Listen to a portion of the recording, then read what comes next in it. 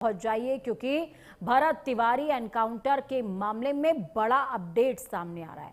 FSL की report खोलेगी encounter का सच। 3 पिस्टल फॉरेंसिक जांच के लिए भेज दी गई है। निलंबित एसएचओ की सर्विस पिस्टल की जांच होगी।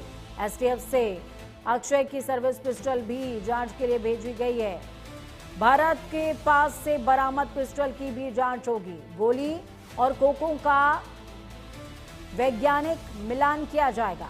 परिजनों ने फिर से उठाई है निष्पक्ष जांच की मांग। एफआईआर के दावों की वैज्ञानिक पड़ताल की जाएगी।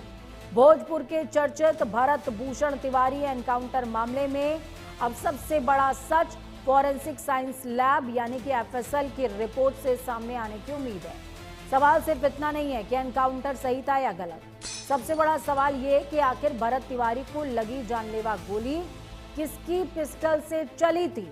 इसी सवाल का जवाब तलाशने के लिए पुलिस ने अदालत से अनुमति मिलने के बाद एनकाउंटर में इस्तेमाल हुए तीनों हथियारों को एफएसएल को भेज दिया है और इसमें शाहपुर के निलंबित थाना अध्यक्ष राजेश मालाकार की सर्विस पिस्टल, एसटीएफ जवान अक्षय कुमार की सरकारी पिस्टल और एनकाउंटर के बाद भरत भूषण तिवारी के पास से बरामद पिस्टल भी शामिल है। आपको जानकारी दे दें कि सिर्फ हथियार ही नहीं, घटनास्थल से बरामद 2 खोखे, 2 जिंदा कारतूस, इनकी भी वैज्ञानिक जांच होगी। इसको भी भेजा गया है। बरामद खोखे किस हथियार से फायर हुए थे और भरत के शरीर में लगी गोली किस पिस्टल से चली थी, यही रिपोर्ट पूरे एनकाउंटर की तस्वीर को चेंज कर सकती है। चलिए इस खबर पर ज्यादा जानकारी के लिए ग्राउंड जीरो का रुख करते हैं। हमारे साथ में सुरजीत कुमार ग्राउंड जीरो से लाइव जुड़े हुए हैं। सुरजीत, सभी की निगाहें एफएसएल की रिपोर्ट पर टिकी हुई हैं और इस बीच परिवार है कि सिर्फ एक ही गुहार लगा रहा है कि जांच हो, निष्पक्ष हो। क्या लगता है कि इस जांच के बाद थोड़ी सी निष्पक्षता या पिक्चर में थोड़ी सी क्लियरिटी आएगी क्या, या पिक्चर क्लियर है उसको ब्लर करने की कोशिश हो रही है?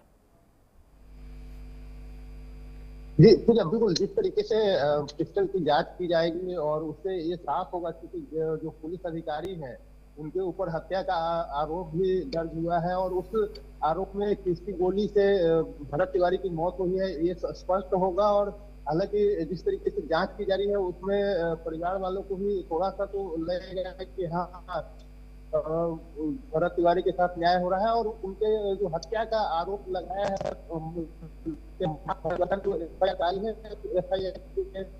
लगातार।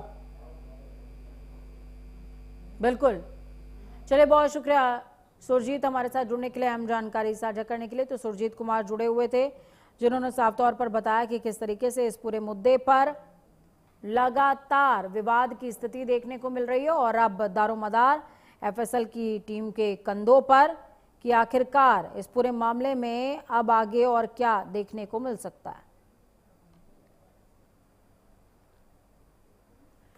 खबरों में आगे बढ़ी मध्य प्रदेश